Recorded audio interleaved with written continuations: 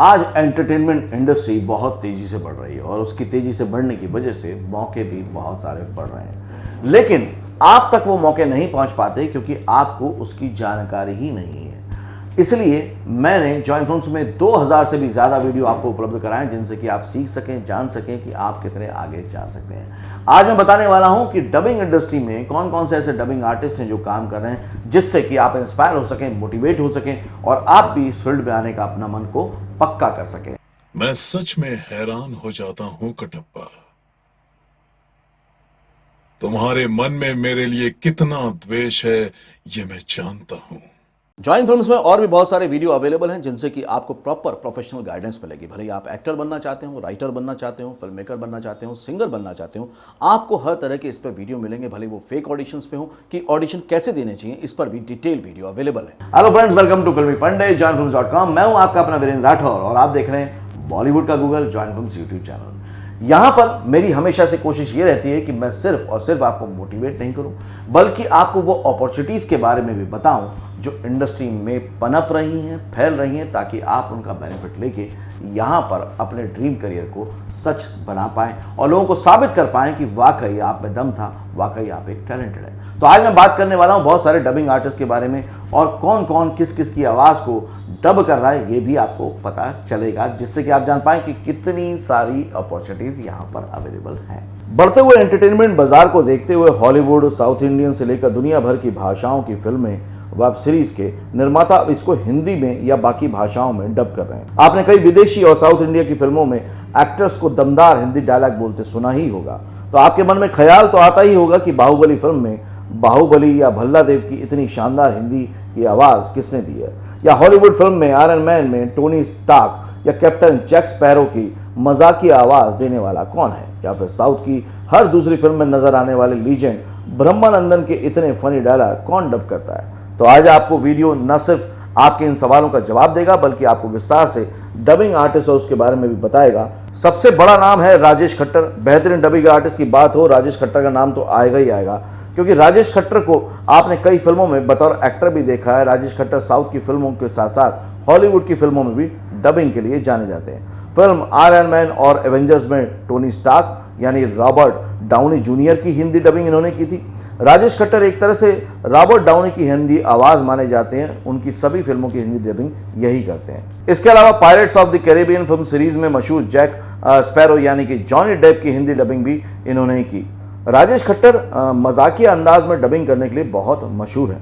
अब मेरा अगला सवाल ये है कि जीनियस होना कैसा लगता है तुम्हें? अच्छा लगता है, पर यहाँ जीनियस कौन है? हाँ, क्या मतलब?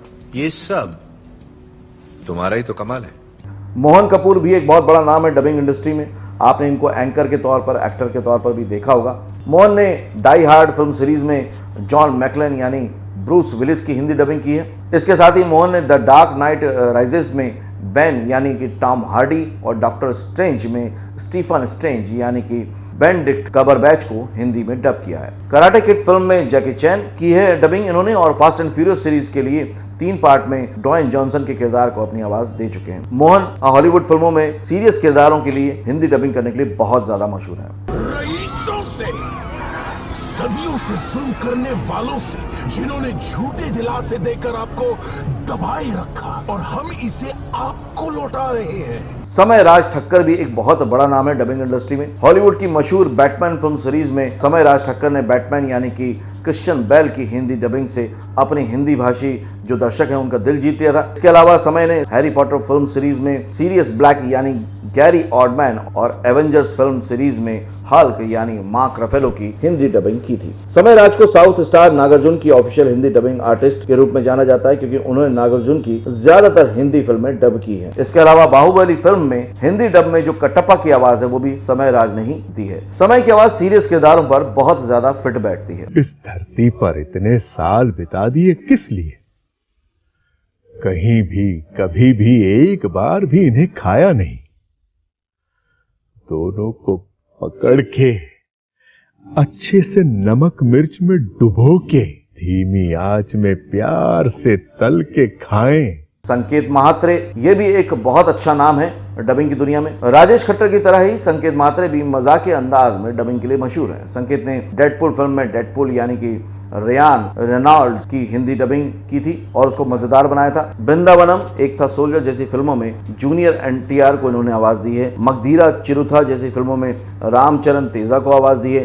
वीरता द पावर, डेंजरस खिलाड़ी में अल्लू अर्जुन को और बिजनेसमैन जैसी फिल्मों में महेश बाबू को आवाज दी है। तू भी मेरी बात कान खोल कर सुन ले शेर खान, इस राजद्रोही को मुझे सौंप दे तो मैं तुझे और तेरी सेना को जीवन दान दूंगा। मोना घोष शेट्टी, ऐसा नहीं कि फिल्मों में सिर्फ पुरुष ही ज्यादा डबिंग करते हैं, जो फीमेल डबिंग आर्टिस्ट हैं वो भी बहुत पॉपुलर हैं। मोना घोष उन चुनिंदा वॉइस आर्टिस्ट में से एक हैं जो न सिर्फ दूसरी भाषाओं से हिंदी में फिल्म डब करती हैं बल्कि कई एक्ट्रेस की ओरिजिनल वॉइस भी रिकॉर्ड करती हैं, जैसे सरकार, हमको दीवाना कर गए और मैंने प्यार क्यों किया जैसी फिल्मों में कटरीना कैफ के किरदार को मोना घोष ने ही आवाज दी है। फिल्म ओम शांति ओम में दीपिका के कैरेक्टर को भी इन्होंने ही आवाज दी है। इसके अलावा बिपाशा बासु, जैकलिन, लारा दत्ता और नरगिस फाकरी जैसी कई एक्ट्रेस को अपनी आवाज दे चुकी हैं बहुत सारी फिल्मों में। डबिंग की अगर बात करें तो मोना ने लारा क्राफ्ट फिल्म सीरीज में लारा क्राफ्ट यानी कि Angela jolly, Spiderman film series में मैरी जेन हिंदी में डब की है। चेतन शशितल, इनकी खास बात यह है कि ये जिस एक्टर की डबिंग करते हैं उसकी आवाज में कर सकते हैं, यानी कि मिमिक्री के मास्टर हैं। चेतन जी लगभग 150 एक्टर्स की हूबहू नकल कर लेते हैं, जैसे अमिताभ बच्चन, सलमान खान, सनी देओल, नवाज जैसे एक्टर, इनकी वो बिल्कुल हूबहू आवाज निकाल लेते हैं। फिल्म बीवी नंबर 1 में सलमान की आवाज दरअसल इन्हीं की आवाज थी। उसी तरह से फिल्म आग का गोला में सनी देओल की आवाज, फिल्म आंदोलन में संजय दत्त की आवाज और ठाकरे फिल्म में बाल ठाकरे की आवाज इन्होंने ही दी है। फिल्मों के अलावा लगभग 1000 से भी ज्यादा एड फिल्मों में अपनी आवाज दे चुके हैं। यहाँ तक कि सचिन तेंदुलकर की कई सारे एड इन्होंने ही डब किए हैं। क्या आप क्लोज अप करते हैं या दुनिया से डरते हैं?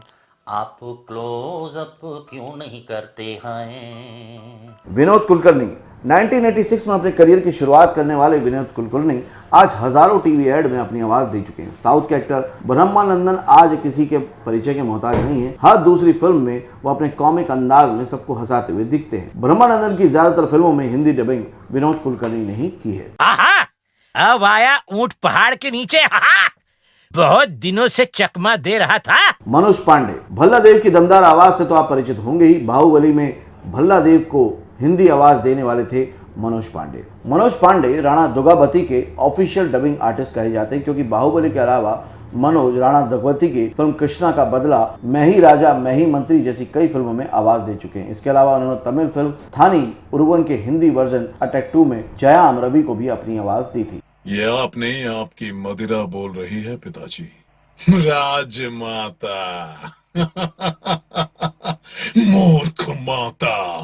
शरद केरकर फिल्मी दुनिया के इस नाम और चेहरे को सभी अच्छे से जानते हैं। आपने कई फिल्मों में शरद की बेहतरीन एक्टिंग को देखा है, सीरियल्स में देखा है, लेकिन आप में से बहुत सारे लोग ये नहीं जानते कि शरद भी कई एक्टरों को अपनी आवाज दे चुके हैं। वो एक एक्टर होने के साथ साथ एक बेहतरीन डबिंग कलाकार भी हैं। उन्होंने फिल्म बाहुबली में जो मेन रोल है प्रभास, उनको अपनी आवाज दी है। इसके साथ ही उन्होंने कई हॉलीवुड फिल्मों के लिए जैसे रिटर्न ऑफ अलेक्जेंडर केज में विन डीजल को आवाज दी है। इसके अलावा गार्जियन ऑफ द गैलेक्सी में भी अपनी आवाज दी है।